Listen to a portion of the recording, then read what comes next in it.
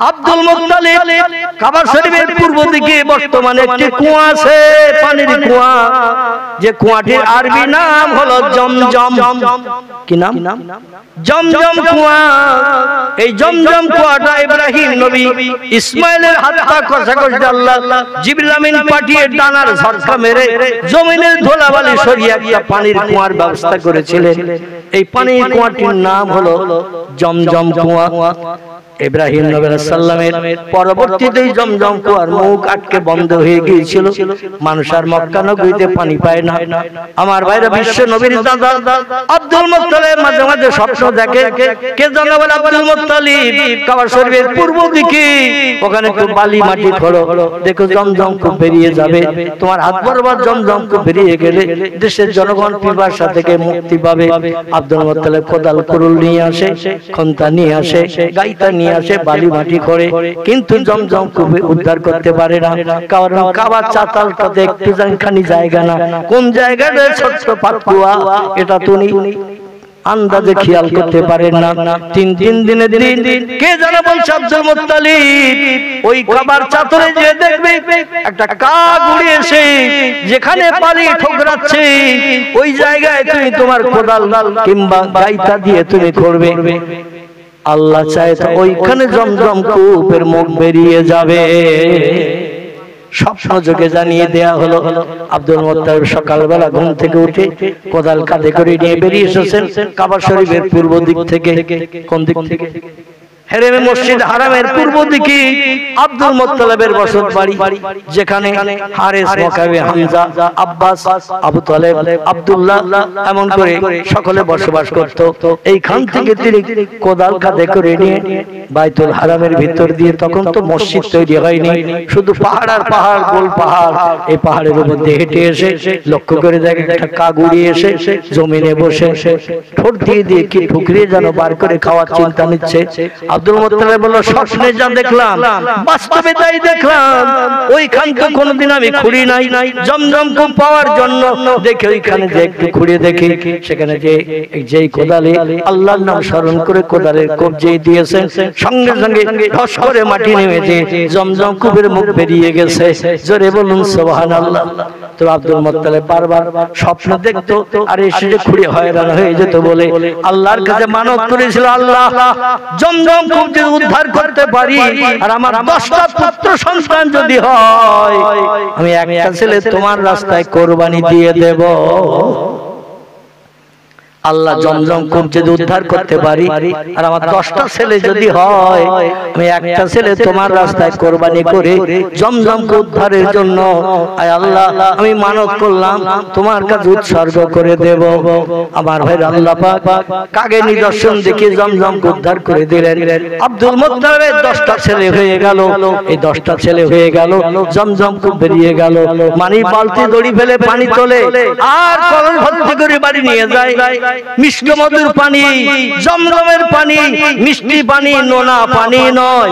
আল্লাহ নবী বলছেন এই পানি যখন পান করবে আল্লাহ দেওয়া জান্নাতি নেয়ামত, বসে বসে পান করবে না, একটু দাঁড়িয়ে দাঁড়িয়ে কিবলামুখী হয়ে পানির পাত্রে 2 হাত লাগিয়ে পান করবে আর একটু দোয়া পড়বে, আল্লাহুম্মা ইন্নী আসআলুকা ঈমানান কামিলাও ওয়া ইলমান নাফিআন ওয়া রিজকান ওয়াসিআন ওয়া হালালান তাইয়্যিবান ওয়া শিফা মিন কুল্লি দাইন। চিল্লায়ে বলুন একটু আল্লাহু আকবার। আল্লাহ আমার ঈমানের তারাক্কি দিও, আয় আল্লাহ আমার ইলমের তারাক্কি দিও, আমার ব্রেন মগজটা জ্ঞানে ভরে দিয়ে দিও, রিজিকে বরকত দান করিও, রোগ বেমারি হলে পানির মাধ্যম দিয়ে আল্লাহ শিফায়ে কুল্লিয়া দান করো, কোন ওষুধ যেন আমার পান করতে না হয়। চিল্লায়ে বলুন একটু সুবহানাল্লাহ। এখনো পর্যন্ত সেই নেয়ামত বহাল তবিয়তে জারি আছে। জোরে বলুন সুবহানাল্লাহ। তাহলে কিছু মানুষ আল্লাহওয়ালা মানুষ যখন কোনো বিপদগ্রস্ত হতো আল্লাহর কাছে মানত করত, এই মানত কিন্তু পরবর্তীতে আদায় করেছে তারা। কিন্তু বর্তমানে আমরা মানত করি কিন্তু মানত আদায় করার কথা খেয়াল থাকে না। ঠিক বললাম না ভুল? আমাদের কিন্তু খেয়াল থাকে না। আমার ভাইরা, হিন্না এবং ইমরান মানত আদায়ের জন্য 3 দিন মতান্তরে 7 দিনের বাচ্চা মেয়েকে নিয়ে বাইতুল মুকাদ্দাসে নিয়ে গেছে।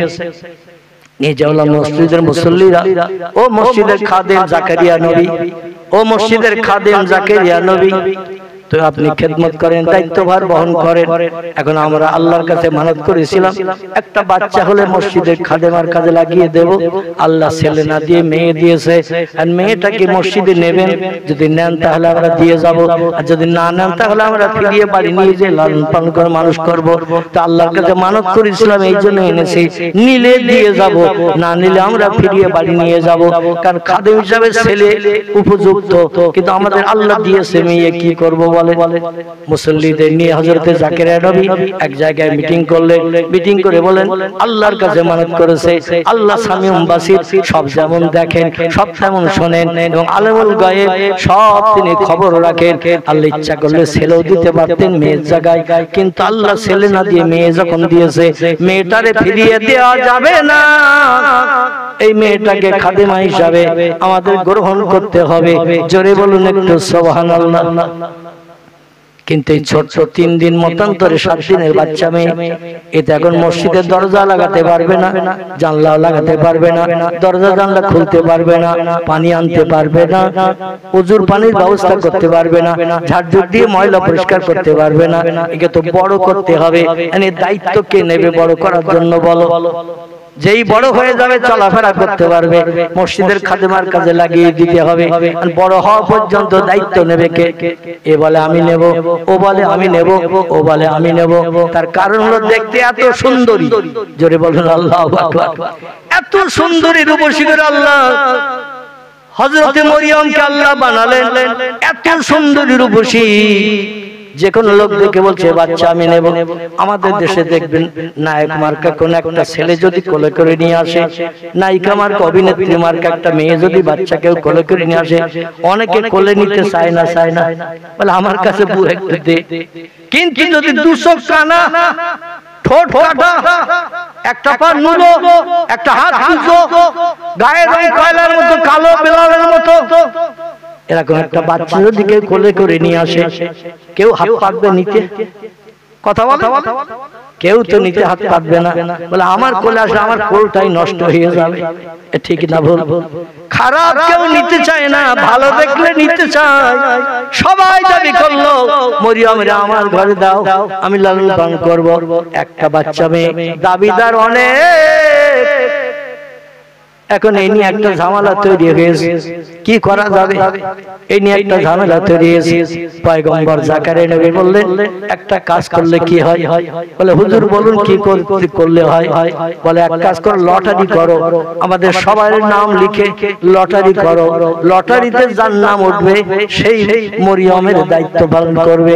সবাই হই হই করে বলল এই যুক্তিটাই সঠিক, যার তকদির ভালো তার নসিবে মরিয়ম যাবে, তার ঘরে জান্নাতি শান্তি নেমে আসবে, জান্নাতি সুখ নেমে আসবে। মানে এত সুন্দরী মেয়ে, আর মানত করা আল্লাহর কাছে মানত করা মেয়ে, যে ঘরে যাবে আল্লাহর রহমতের দরজা সে ঘরে খুলে যাবে, মানত বাস্তবে আদায় হয়ে যাবে। পরবর্তীতে বড় হয়ে গেলে এখন লটারি করা হোক, কৌটার ভিতরে কাগজের নাম লিখে লিখে মোড়ক করে করে কৌটার ভিতরে দিয়ে, কৌটাটা একটু নাড়াচাড়া দিয়ে, বড় মোটা কৌটা ভিতরে সকলের নাম লিখে কাগজ দিয়ে নাড়াচাড়া দিয়ে বলা হলো যে কাগজটা উঠবে প্রথম, সেই কাগজটা যার নাম উঠবে সেইভাবে মরিয়মের দায়িত্ব। বিসমিল্লাহ বলে কাগজ যেই তোলা হলো, দেখা গেল জাকারিয়ার নাম। কার নাম? পয়গম্বর জাকারিয়া নবীর নাম। ওরা বলল হুজুর হয়নি, দ্বিতীয়বার লটারি করতে হবে। উনি বললেন তাহলে সকলের নাম দিয়ে আবার করো। এবার সকলের নাম দিয়ে আবার করা হলো, করে বলা অন্য একজন তুলবে, আগে যে তুলেছিল সে না। তবে কাগজ উপর থেকে তুললে হবে না, মাঝখান থেকে তুলতে হবে। তলায় কিছু থাকবে, উপরে কিছু থাকবে, মাঝখান থেকে কাগজ টানতে হবে। জাকারিয়া নবী বললেন না আমি আঁকি, তোমরা যেটা সাব্যস্ত করবে সেটাই আমি মানতে রাজি আছি। ওরা মাঝখান থেকে একটা কাগজ হুড়িয়ে নিয়ে মাঝখান থেকে একটা কাগজ টেনে তুললো। ভাইরা কাগজ যখন খুলে দেখা গেল এই কাগজে পয়গম্বর জাকারিয়া নবীর নাম। জাকারিয়া নবী বললেন মা তারাইয়া কি দেখলে তোমরা? বলে হুজুর আপনার নাম দেখছি। বলে তাহলে মেয়েটার দায়িত্ব আমার হাতে ছেড়ে দাও। বলে হুজুর লটারি এখনো সঠিক হয়নি। বলে তাই কি করা যাবে? বলে তৃতীয়বার আবার লটারি করতে হবে, যাচাই করে পরীক্ষা নিরীক্ষা করে যাচাই করে সঠিক ব্যক্তির হাতে দিতে হবে। তৃতীয়বার আবার কাগজ ভিতরে দিয়ে ওলট পালট করে নাড়াচাড়া দেয়া হলো, দিয়ে বিরোধী দলের মানুষদের ভিতর থেকে বলা হলো উপর থেকেও তোলা হবে না, মাঝখান থেকেও তোলা হবে না, একেবারে তোলার থেকে একটা কাগজ টেনে তুলতে হবে। জাকেরা নবীর নাম কাগজটা এমনি নাড়া দিলে উপরের দিকে উঠে যাচ্ছে আর মানুষের হাতে এসে যাচ্ছে, তলার থেকে তোলো। যারা খারাপ মানুষ তাদের নামের কাগজ তলায়, যারা 5 ওয়াক্ত নামাজ পড়ে না, আল্লাহর হুকুম আহকাম মানে না, আসমানি কিতাব পড়ে না, তৌরাত জবর পড়ে না, এদের নামের কাগজ তলায় যাচ্ছে, ভালো মানুষের নামের কাগজ উপরে উঠছে। ওই তলার কাগজ টেনে তোলো, তলার কাগজ যেই টেনে তোলা হলো দেখা গেল পয়গম্বর জাকেরিয়া নবীর নাম। জোরে বলুন সুবহানাল্লাহ। পয়গম্বর বললেন তাহলে এবার কি বলছো? বলে হুজুর এই কাগজের নাম লিখে লটারি করলে হবে না, তাফসীরের কিতাব এসেছে। আমার ভাইরা, নানি দাদি কোনো কিচ্ছা গল্প নয়, তাফসীরে বিজ্জালাল কোরআন বিখ্যাত তাফসীরের কিতাব আল্লামা কুতুব রাহমাতুল্লাহ আলাইহি লিখেছেন। সেই কিতাব থেকে আমি তথ্য পরিবেশন করছি। বলে এবার কি হবে? বলে হুজুর ওই অজান্তে শ্বাস ধরা যাবে না। বলে ঠিক কি হবে? বলে একটা পাত্রে করে পানি দিতে হবে, পানি গ্লাসে করে হোক, কৌটাই করে হোক, পানি দিতে হবে। বলে তারপর? বলে পানিতে সকলের পকেটের কলম বার করে ছেড়ে দিতে হবে। যার কলম ভাসবে সে মরিয়মের দায়িত্ব পাবে, আর যাদের কলম পানির তলায় ডুবে যাবে সে মরিয়মের লালন পালনের দায়িত্ব পাবে না। সবাই একদিকে আলাদা, জাকেরিয়া নবী একদিকে আলাদা। ওরা বলে জাকেরিয়া নবী যাতে মেয়েটির দায়িত্ব না পায়, আর 3-3 বার তার নাম উঠেছে। ওই লোকটা যাতে দায়িত্ব না পায়, আমাদের ভিতরে যে কোনো একটা লোক পেলেই যথেষ্ট। এই জন্য ওনার পকেটের কলমটা হলো শক্ত ভারী কাঠের কলম, ও কলম পানিতে দিলেই ডুবে যাবে। আর আমাদের পকেটের কলম হলো হালকা কাঠের কলম। কাঠ হালকা ভারী আছে না নাই? কিছু কাঠ আছে হালকা, কিছু কাঠ আছে ভারী। ওনার পকেটের কলমটা হলো ভারী কাঠের কলম, যেমন শাল কাঠ ভারী না হালকা? শাল কাঠ ভারী। এমন কিছু কাঠ আছে যে কাঠগুলো হালকা। আমার ভাইরা, এই হালকা কাঠের কলম সকলের পকেটে। বলে আমাদের কলম ফেললে আশা রাখি কলম ভেসে যাবে, জাকারিয়া কলম দিলেই পানির তলায় তলিয়ে যাবে, কোনদিনও মেয়েটার দায়িত্ব পাবে না। এই জন্যই পানি নিয়ে পরীক্ষা করা হোক। একটা পাত্রে করে পানি দেয়া হলো, কানা কানা পানি। এবার জাকারিয়াকে বলা হলো আপনার কলমটা দেন আগে, আপনার কলম যদি ভেসে যায় আমাদের কারো কলম দেওয়ার দরকার হবে না, আপনি মেয়ের দায়িত্ব পাবে। সবাই জানে ওনার কলম আগে ডুবে যাবে। পয়গম্বর ডেকে বললেন ভাইরা, আমার কলম দেওয়ার কি দরকার? তোমাদের কলম যদি ভেসে যায় তোমরাই মেয়ের দায়িত্ব নিয়ে লালন পালন করো, আমার কলম আর দেওয়ার দরকার নাই। সবাই বলল তাহলে তো খুব ভালো হয়, আপনি দেবেন না? বলেন না, তোমাদের কলম ভাসলেই যথেষ্ট। এখন সবাই কলম দিচ্ছে, আল্লাহ পাক কলম পাথরের মতো তলায় তলিয়ে দিচ্ছে। জোরে বলুন সুবহানাল্লাহ। করছে কে? কে করছে? আল্লাহ করছেন, পাথরের মতো তলায় তলিয়ে দিচ্ছেন। এক এক করে সবাই কলম দিল, পানির তলায় তলিয়ে গেল। ওরা বলছে আমাদের কলম যখন তলিয়ে গেল হালকা কলম, তাহলে জাকারিয়ার কলম তো শাল কাঠ মার্কা ভারী কলম, ও তো দিলেই আগে তলিয়ে যাবে, মেয়ের দায়িত্ব আর কেউ পাবে না। যাদের মেয়ে তারা ফিরিয়ে যাক, আমরা তাতে রাজি। ইমরান হেন্না ফিরিয়ে নিয়ে যাক, আমরা তাতে রাজি। তো আমাদের ভিতরে কেউ পাবে কেউ পাবে না, এটা আমরা মেনে নিতে পারছি না। এই বলে পয়গম্বর জাকারিয়াকে কলম দিতে বলল। পয়গম্বর জাকারিয়া নবী বিসমিল্লাহির রহমানির রহিম পাঠ করে কলম যেই পানিতে দিলেন, পাটকাঠি পানিতে দিলে ভাসে না, ডোবে। শুকনো পাটকাঠি, কথা বলে শ্যাওলা, শ্যাওলা টোকা শ্যাওলা, ওই যে গোল গোল মতো বল মতো, পানিতে দিলে ভাসবে না, ডুববে। শোলা, শোলা, শোলা, পানিতে দিলে ভাসবে না, ডুববে।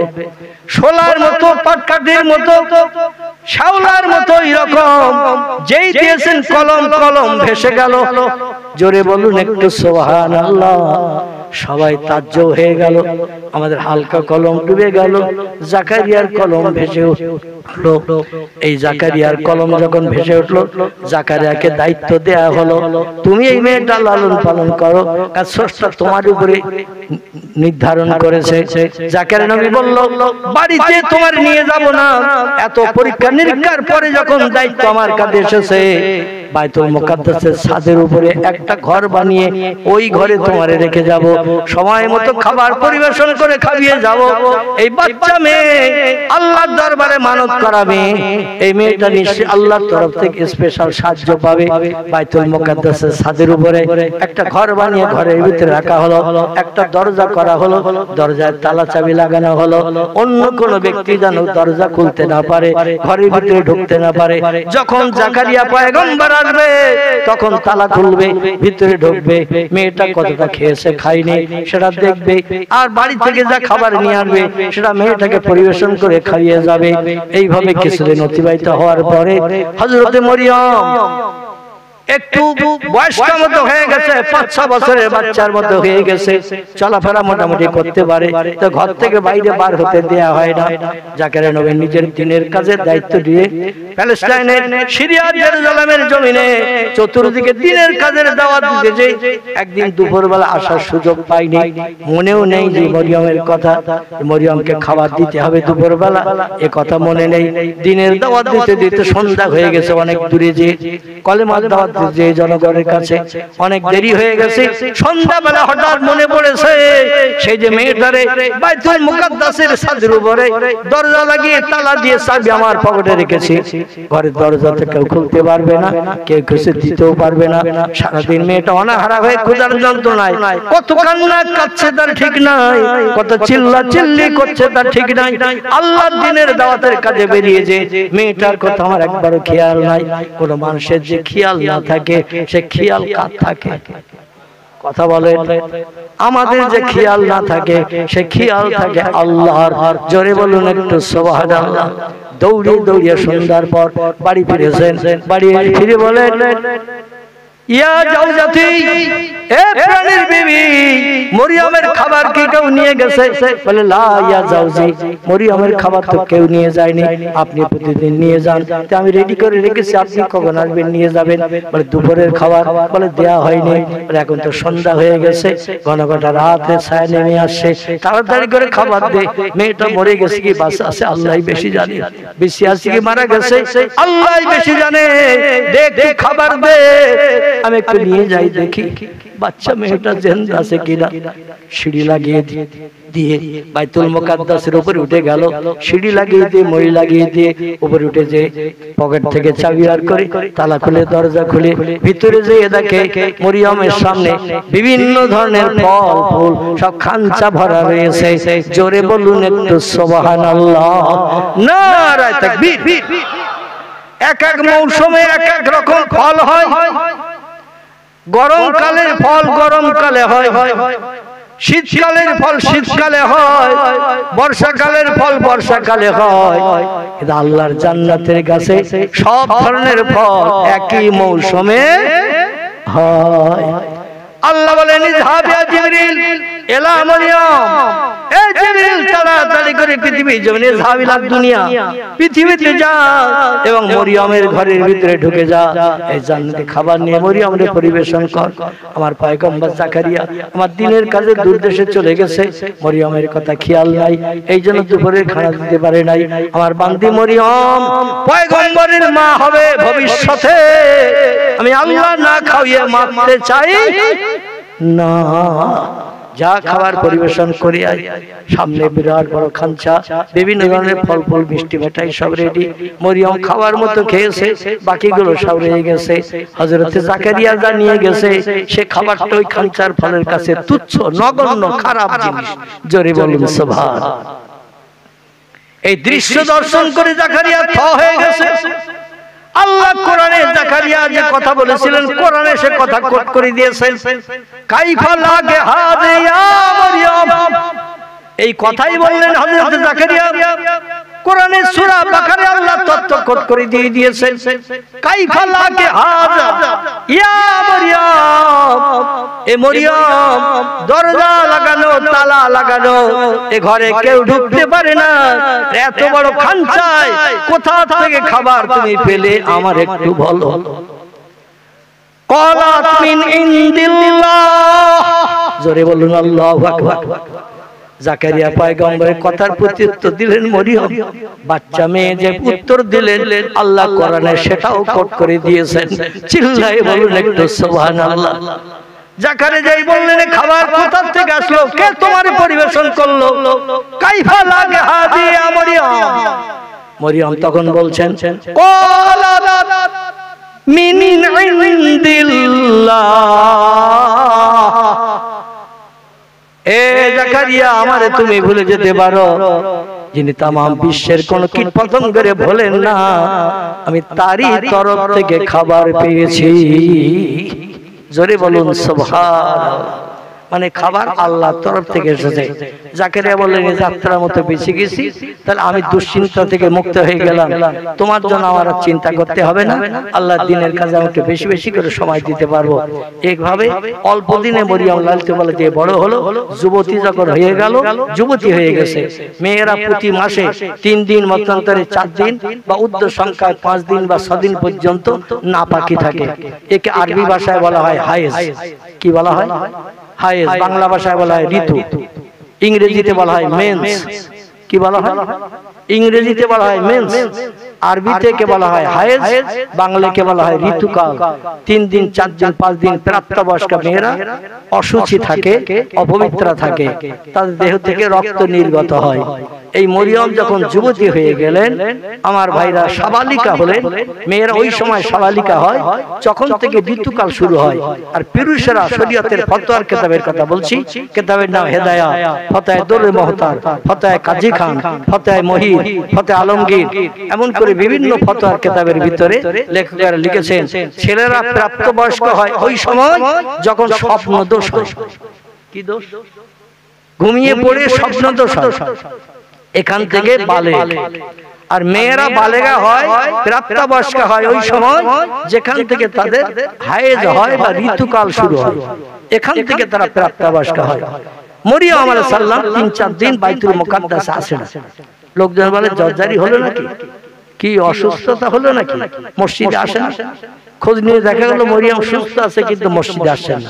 তার কারণ তিনি সাবালিকা হয়েছে, হায়েজ হয়েছে, দেহ নাপাক, এই জন্য মসজিদে ওঠেন না। 3-4 দিন পরে যখন হায়েজ সেরে গেল, খুব সংক্ষেপ কথা, দেখতে দেখতে অনেক লম্বা বক্তব্য রেখে ফেলেছি, আমি খুব সংক্ষেপ করে দিয়ে দোয়া করব আপনাদের নিয়ে। আমার ভাইরা, সুচিতা হওয়ার জন্য, নাপাকি দূর করে পবিত্রতা অবলম্বনের জন্য আল্লাহ বলেন ফাকসেলু, তোমরা তোমাদের দেহটা ধৌত করে নাও, নাপাকি দেহ পবিত্র হয়ে যাবে। দেহটা একেবারে আপাদমস্তক মাথা থেকে নিয়ে পা পর্যন্ত পানি ঢেলে দিয়ে ধৌত করো। শরীরে কোনো জায়গা যেন শুকনো না থাকে, পানি দিয়ে ধৌত করে নিলে নাপাক দেহ পাক হয়। আর যদি ওযু নষ্ট হয়ে যায়, 4টি কাজ করতে হয়। কটি? 22 হয়ে গেছে, ঘুম থেকে উঠেছেন, ওযু আর থাকলো না, নষ্ট হয়ে গেছে, আপনাকে আবার নতুন করে পবিত্র হতে গেলে, আপনাকে পবিত্র হয়ে কোরআন পড়তে গেলে, কোরআনে হাত দিতে গেলে, নামাজ পড়তে গেলে দেহটা পাক বানাতে হবে। তখন আপনাকে কি করতে হবে? আল্লাহ কোরআনে বলছেন ফাকসেলু ওয়াজুহাকুম ওয়া আইদিয়াকুম ইলাল মারাফিকি আমসাহু বিরুসিকুম ওয়া আরজুলাকুম ইলাল কাবাইন। জোরে বলুন একটু আল্লাহু আকবার। আল্লাহ বলছেন ঘুম থেকে যদি ওঠো, তোমার দেহে আর ওযু থাকবে না, পেশাব যদি করো ওযু থাকবে না, পায়খানা যদি করো ওযু থাকবে না, এমন করে কোন দেহ থেকে রক্ত যদি নির্গত হয়ে যায় ওযু থাকবে না, দেহ ফ্র্যাকচার হয়ে রক্ত নির্গত হলে ওযু নষ্ট হয়ে যায়। এই সমস্ত কারণে আবার যদি দেহ পাক বানাতে চাও 4টি কাজ করে নাও। কটি? 4টি কাজ করে নাও।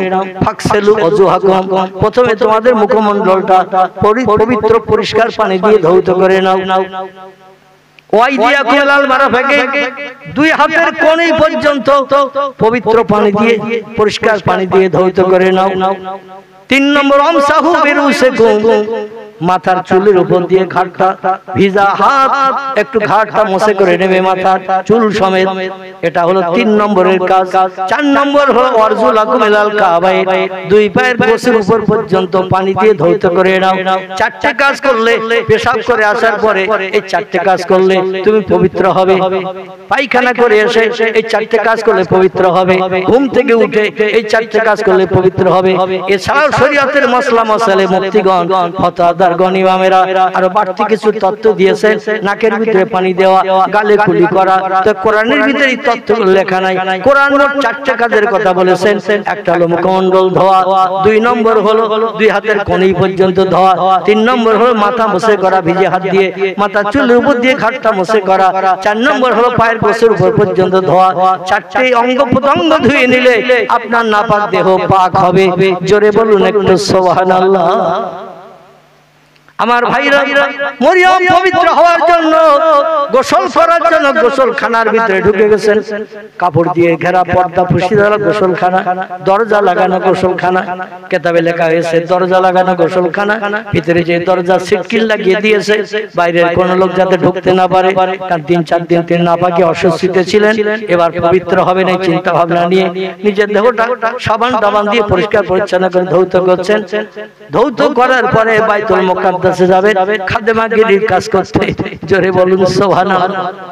গোসল করতে করতে অঙ্গ প্রত্যঙ্গের কাপড় কিছু আলগা করে ফেলেছেন, সাবান টাবান মাখছেন, ধৌত করছেন। কারণ একাই আছেন গোসলখানার ভিতরে, দরজা লাগানো। ওই গোসলখানার কোনো জানলা নাই, দরজা নাই, বাইরের থেকে কেউ কোনো কিছুই দেখতে পাবে না।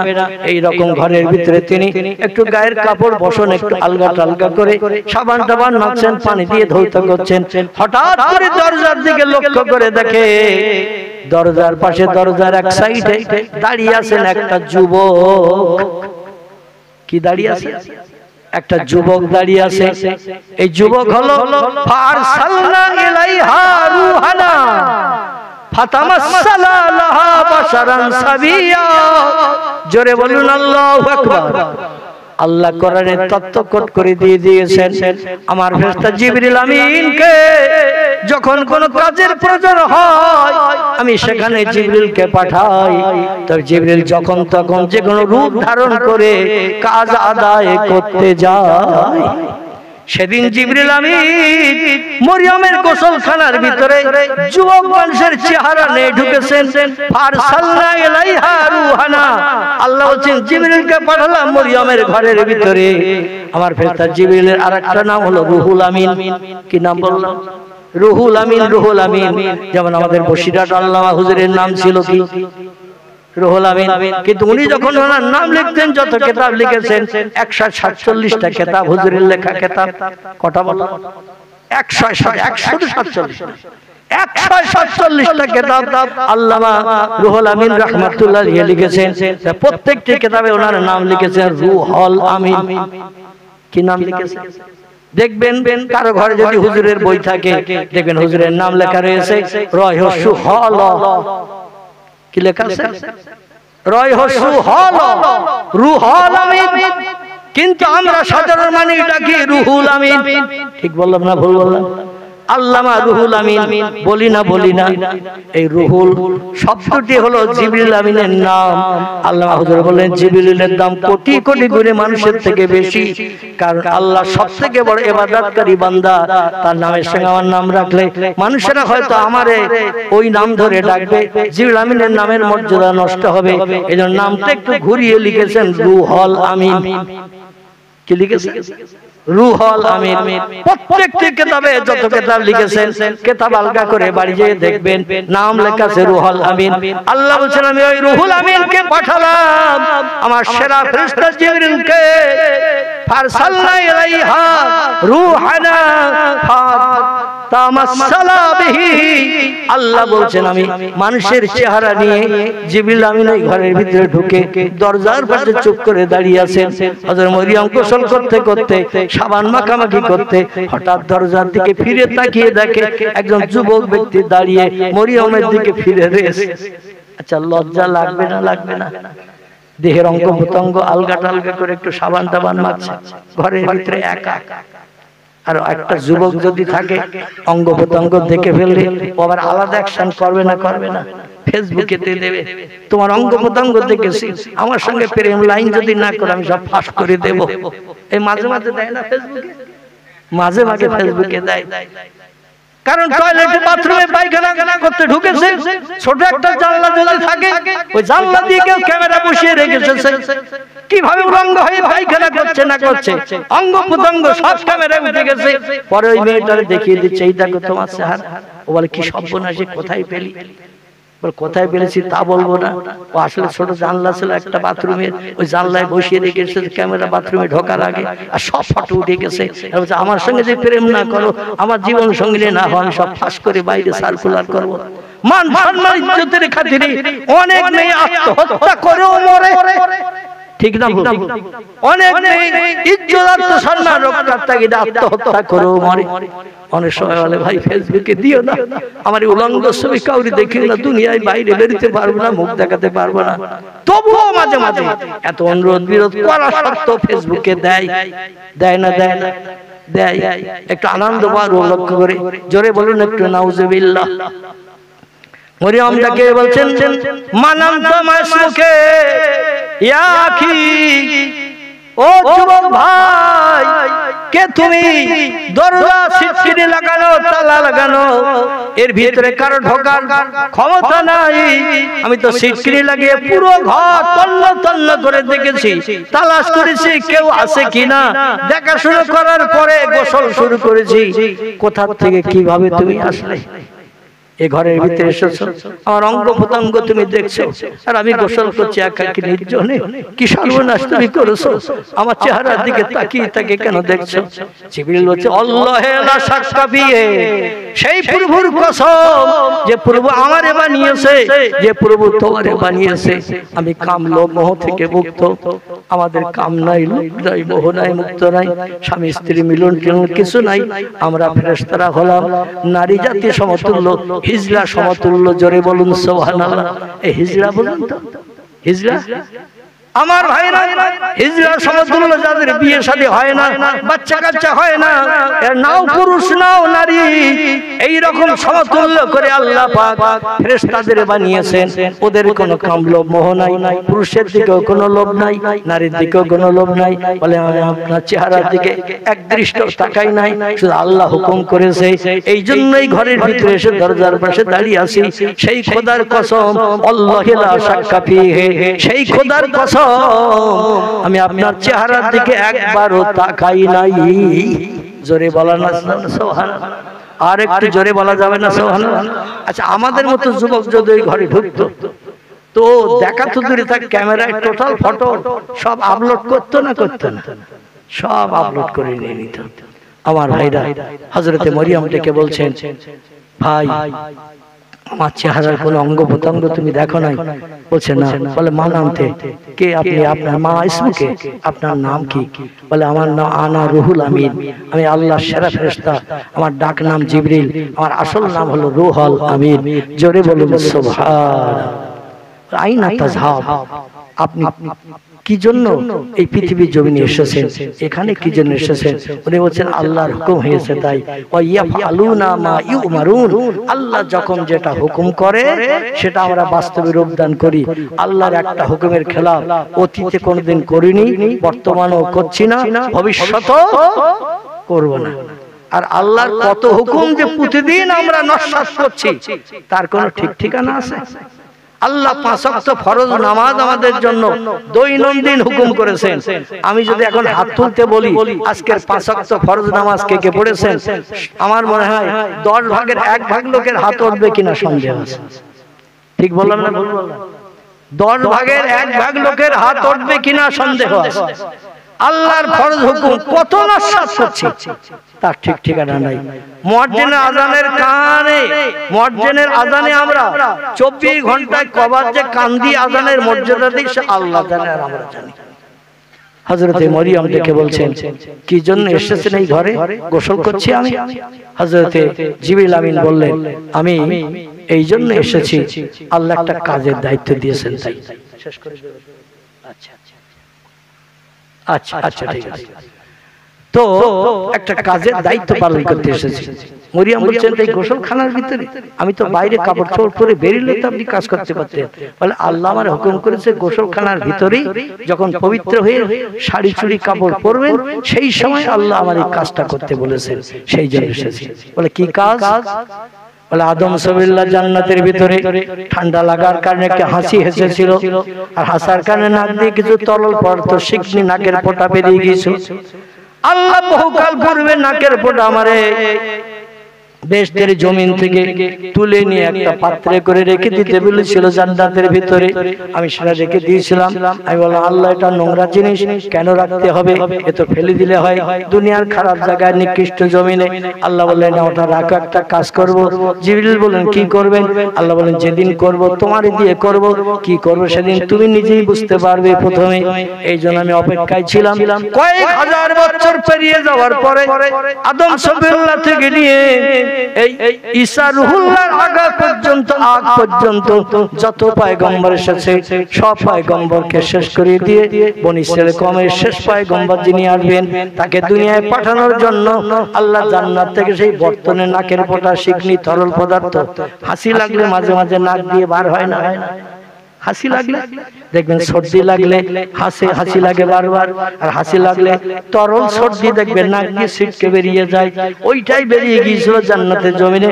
আল্লাহ বলেন জমিন নোংরা হয়ে যাবে, জান্নাতে তুলে ভালো, তাই জিবরিল আমিন পরিষ্কার করে তুলে ফেলেছিলেন। আল্লাহ বলে ওই নাকের ফোঁটা শিকনিটা নিয়ে মরিয়মকে একটু হা করতে বলো। আরে নাকের ফোঁটা শিকনিটা মরিয়মের খাইয়ে দাও। ওই নাকের ফোঁটা শিকনির মাধ্যম দিয়ে মরিয়মকে বিনা বিবাহে আমি আল্লাহ একটা সন্তান দান করব। আল্লাহ পারবে না? পারবে না? আমাদের স্বামী স্ত্রী সংসার জীবনে সুখ ভোগের জন্য স্বামী স্ত্রী মিলন হয়, ৮০, ৯০, ১০০ বছর বয়স হয়ে গেছে একটাও বাচ্চা হয় না।